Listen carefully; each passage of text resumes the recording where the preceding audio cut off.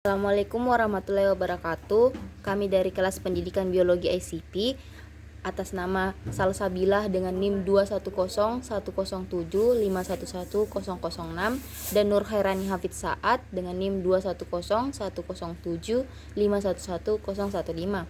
Di sini kami akan menjelaskan sebuah tugas yang diberikan oleh dosen pengampu mata kuliah evolusi. Nah, langsung saja di sini terdapat sebuah tabel yang terdapat 6 karakteristik dan juga ada 7 spesies, di mana Lancelet merupakan outgroup karena telah berdivergensi sebelum garis keturunan yang mencakup spesies yang sedang dipelajari. Nah, pada kesempatan kali ini kami memiliki 2 opsi pohon filogeni yang akan dijelaskan oleh Saudari Salsabila. Baik, saya akan menjelaskan opsi pertama, pohon filogenik. Seperti yang dilihat pada tabel, terdapat 6 karakteristik. Yang pertama itu tulang belakang, yang kedua rahang brengsel, yang ketiga itu 4 tungkai, keempat itu telur amniotik, kelima itu susu, dan keenam itu sirip dorsal. Dapat dilihat di sini, ini merupakan akar atau nenek moyang dari ke-7 spesies. Kemudian dapat dilihat di sini, ini merupakan nodus, yakni tempat terjadinya divergensi. Lancelet merupakan outgroup seperti yang dijelaskan oleh Nur Khairani tadi, karena dia telah berdivergensi sebelum garis keturunan yang mencakup spesies yang sedang dipelajari.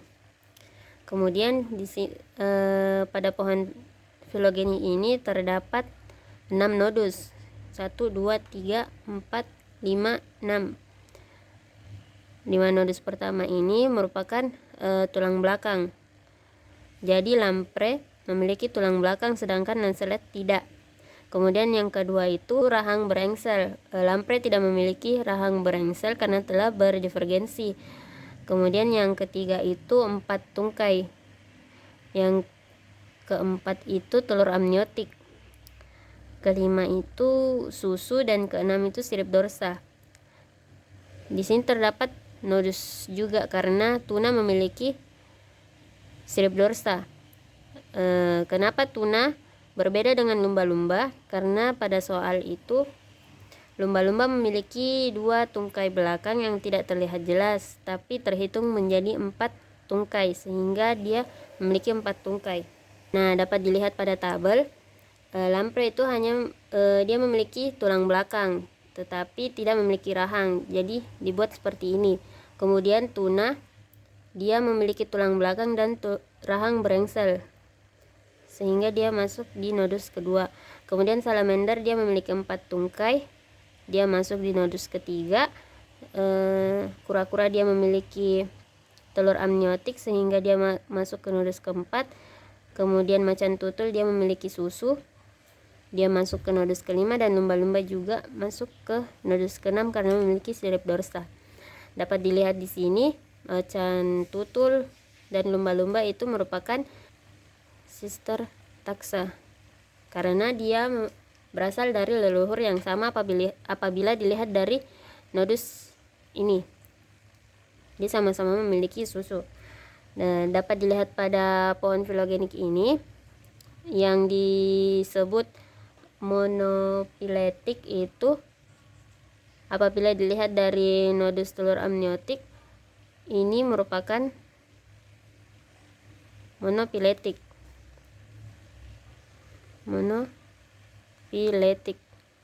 Kemudian parapiletik yang dimaksud pada pohon filogenik ini apabila dilihat dari nodus pertama dapat dikatakan lampre, tuna, salamander merupakan sister taxa dari nodus pertama, tapi dia termasuk parapiletik karena dia mengeluarkan sebagian keturunan, hanya mengambil sebagian keturunan. Jadi salamander dan kura-kura merupakan sister taxa, tapi apabila dilihat secara parapiletik hanya lampre, tuna, dan salamander dari nodus pertama. Kemudian untuk polipiletik itu pengelompokan dengan mengaitkan keturunan dengan nenek moyang yang berbeda. Jadi bisa dilihat, jadi parapiletik itu apabila dilihat dari nodus keempat, maka kura-kura, macan tutul, lumba-lumba, dan salamander itu termasuk polipiletik karena dia berasal dari garis keturunan yang berbeda. Polipiletik. Nah, kenapa di sini terdapat nodus? Karena tuna memiliki sirip dorsa. Nah, selanjutnya pohon filogenik kedua. Di sini ini merupakan akar atau nenek moyang dari spesies-spesies yang akan dijelaskan.